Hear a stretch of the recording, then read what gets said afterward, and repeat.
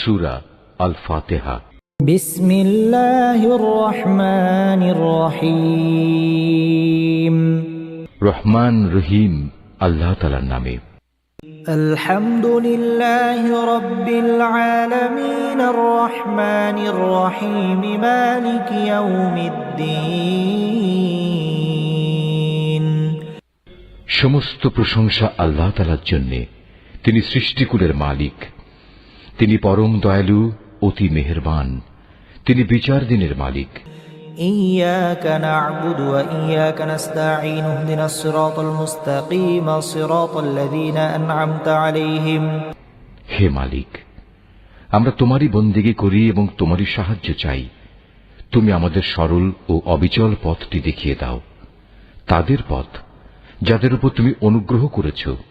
গায়রিল মাগদুবি আলাইহিম ওয়ালাদ-দাল্লিন।